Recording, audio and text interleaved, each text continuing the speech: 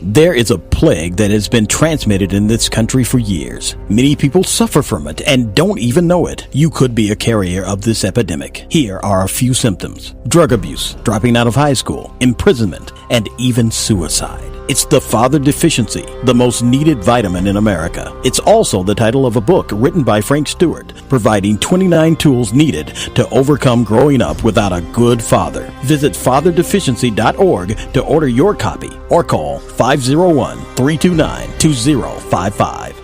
Good morning and welcome back again to your Acts Ministry podcast. Father's Day is over, but we know the plague of fatherlessness is an epidemic we still need to fight every day of the year. June is our Father Awareness Month, so for the rest of the month of June, we will continue to go chapter by chapter in my book, Father Deficiency, giving you an overview of each chapter.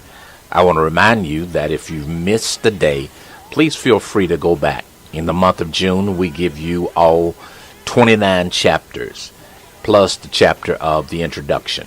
So if you missed a day, feel free to go back and revisit that on our podcast. I know it will be a blessing to you. At this time, it's time to study, and we're going back into the book, Father Deficiency.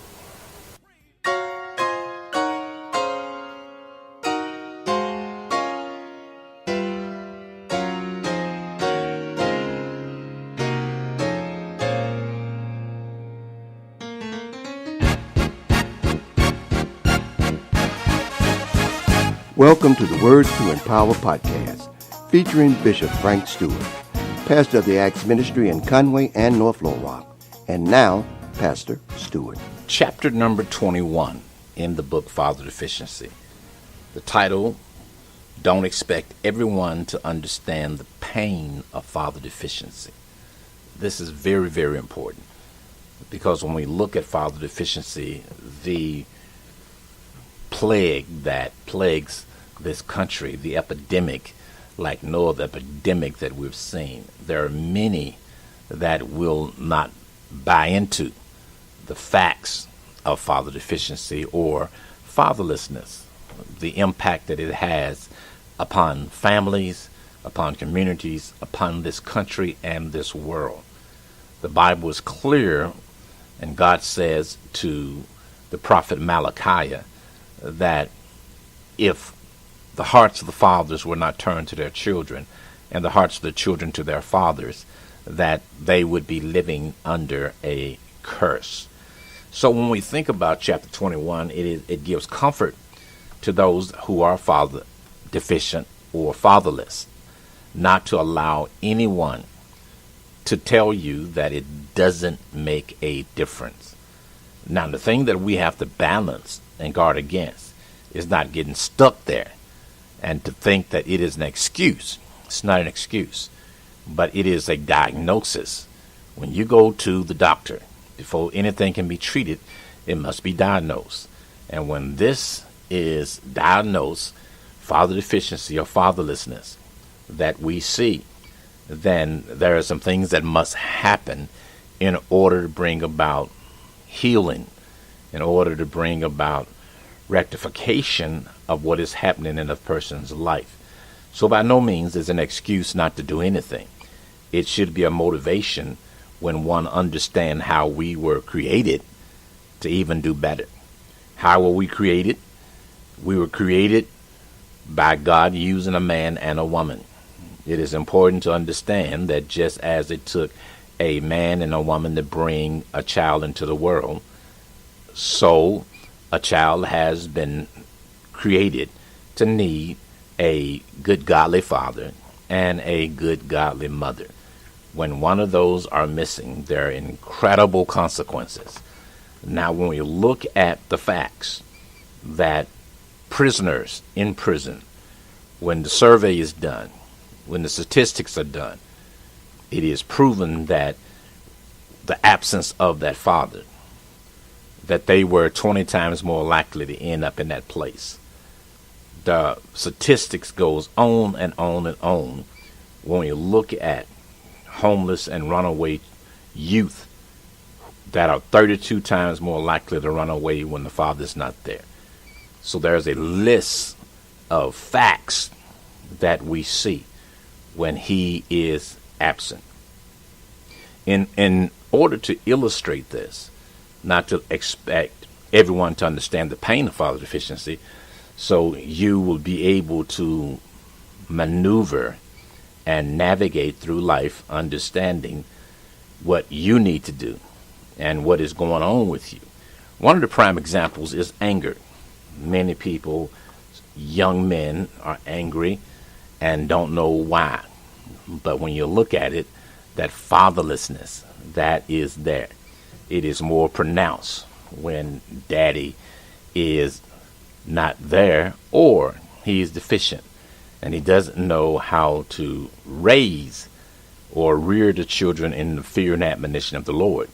The Bible is clear. It says, fathers, do not provoke your children. If you provoke them, there will be incredible anger.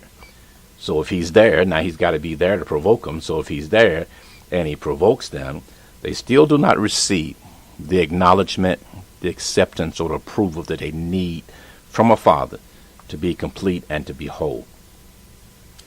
But to illustrate, not to allow others who do not understand father deficiency or fatherlessness, not to allow them to dictate to you that it's not real, I want to use the story of Hannah. In 1 Samuel chapter 1, verse 6 through 8, the Living Bible. Peninnah made matters worse by taunting Hannah because of her barrenness. Every year it was the same. Peninnah scoffing and laughing at her as they went to Shiloh, making her cry so much she couldn't eat. What's the matter, Hannah? Stay tuned for more of Frank Stewart. And now for some special announcements. Thanks for partnering with the Acts Ministries. We value your service and your donations. That's why we've made it easy to make contributions to support our ministry. Simply go to your web browser and click the search bar and type in actsministriesonline.org. Then click Donate Online. It's really that easy. For mobile giving, text the amount you wish to donate to 501-302-4242. There is a plague that has been transmitted in this country for years. Many people suffer from it and don't even know it. You could be a carrier of this epidemic. Here are a few symptoms: drug abuse, dropping out of high school, imprisonment, and even suicide. It's the Father Deficiency, the most needed vitamin in America. It's also the title of a book written by Frank Stewart, providing 29 tools needed to overcome growing up without a good father. Visit fatherdeficiency.org to order your copy or call 501-329-2055. And now, more of Pastor Frank Stewart. Every year it was the same. Peninnah scoffing and laughing at her as they went to Shiloh, making her cry so much she couldn't eat. What's the matter, Hannah? Elkanah would exclaim. Why aren't you eating? Why make such a fuss over having no children? Isn't having me better than having 10 sons? It is a story that we find in the book of 1 Samuel. Hannah is one of the 7 barren women that are mentioned in the Bible. When we look at Hannah, she's barren. In her culture and her society, being barren was not something that women was proud of.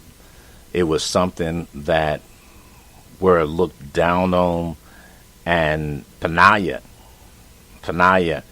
this was the other wife. Elkanah had 2 wives, and Peninnah, the other wife, constantly ridiculed Hannah, scoffing at her, laughing at her, and to the point that it made her cry so much that she couldn't eat. Now, the point is this. When Elkanah, the husband, came, he loved Hannah more than he loved Peninnah. He did more for Hannah than he did for Peninnah. He had favoritism towards Hannah more so than his other wife Peninnah. So Elkanah would ask Hannah, "Why are you making such a fuss over having no children?" He said, "Isn't having me better than having 10 sons?" Now the point is this that I want you to lock into. Because he didn't understand her pain. He hadn't experienced this. He didn't know what she was going through.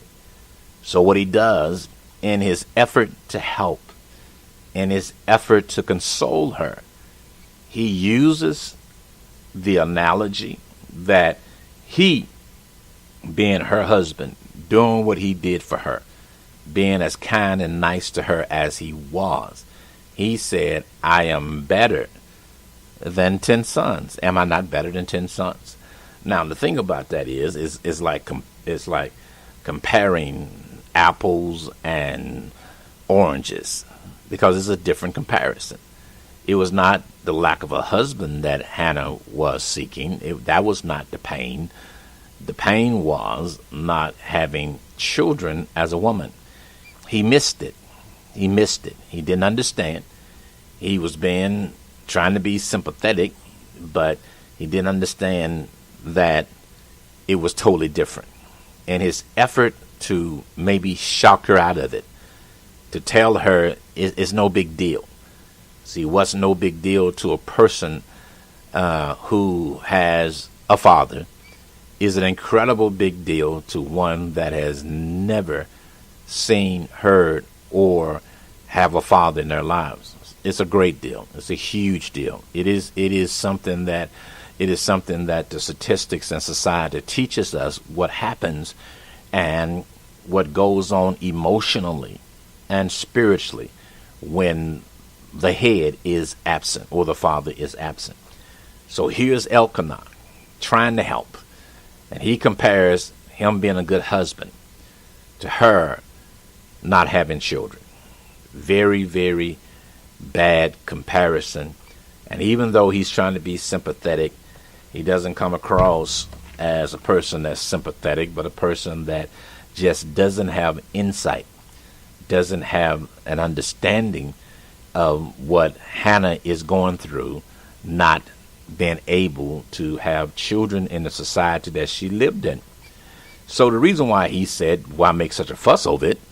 is because he couldn't experience, or he didn't feel what she was feeling.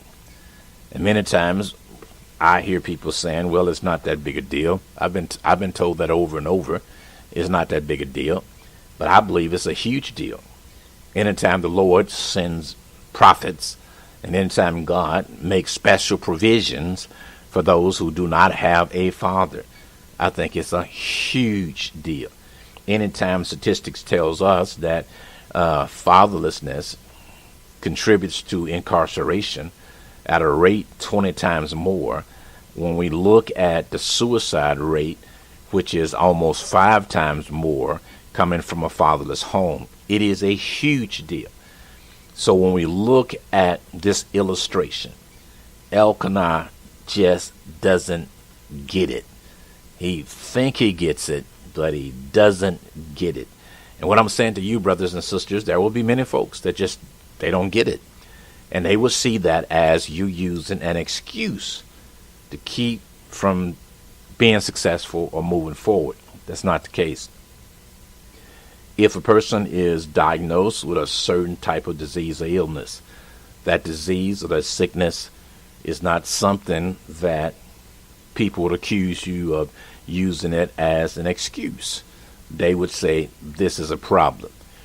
When the father's not there, that lack of order and structure, because in God's design, his design was father and mother. And when one is missing, it creates a void. As we saw in the previous chapter, that when the father's era, then the whole society collapsed.